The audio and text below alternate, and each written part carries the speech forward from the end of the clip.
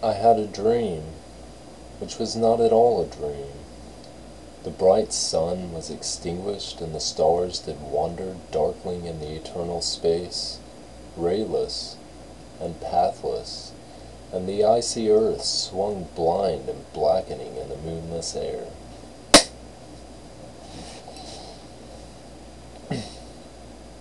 Morn came and came, and brought no day, and men forgot their passions in the dread of this their desolation, and all hearts were chilled into a selfish prayer for light.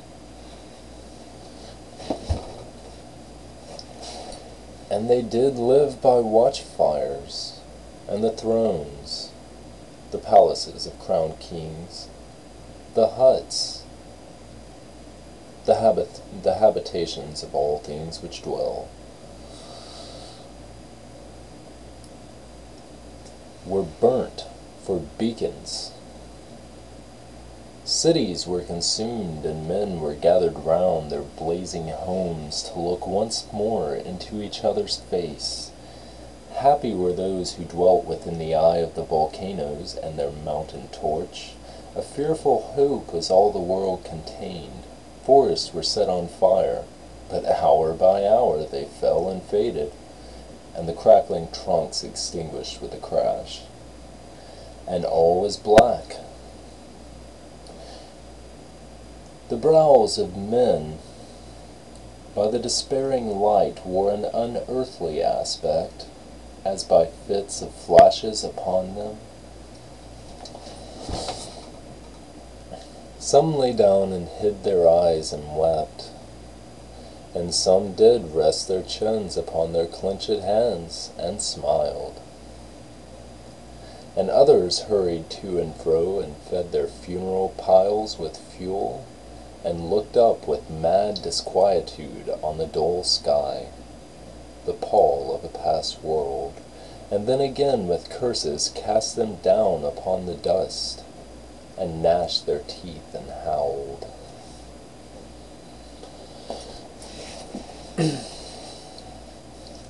The wild birds shrieked, and terrified did flutter on the ground and flap their useless wings.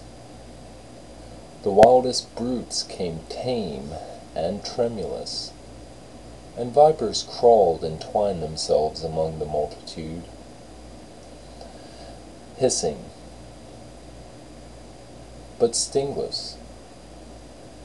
They were slain for food, and war, which for a moment was no more, did glut himself again.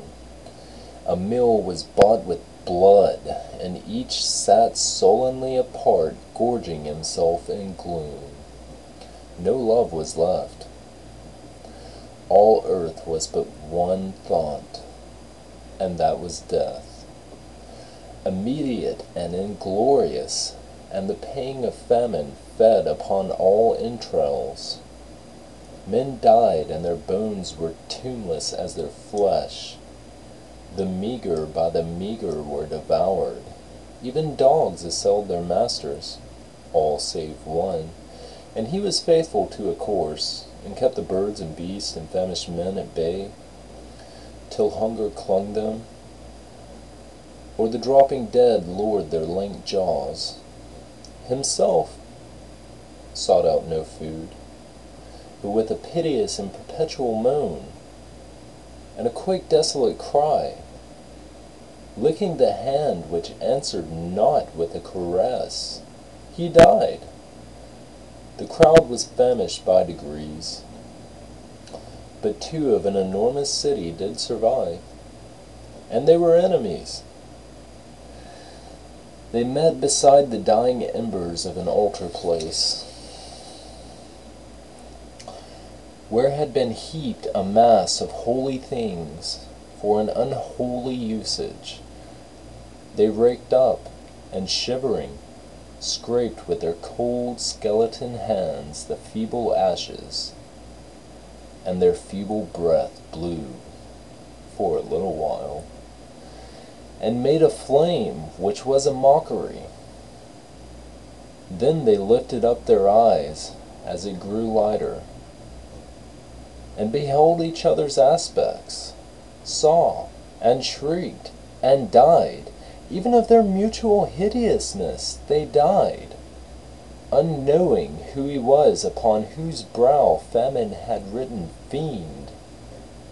The world was void, the populous and the powerful was a lump, seasonless, herbless, treeless, manless, lifeless, a lump of death, a chaos of hard clay. The rivers, lakes, and ocean all stood still, and nothing stirred within their silent depths.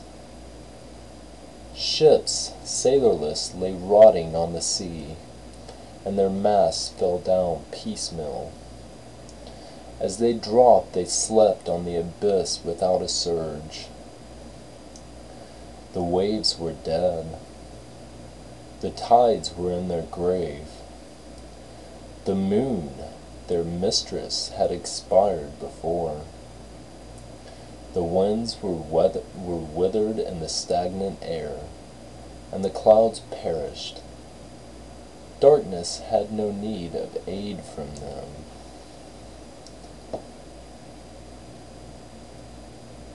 She was the universe. That was Darkness by Darkness, not Dorkness, Darkness by George Gordon, Lord Byron.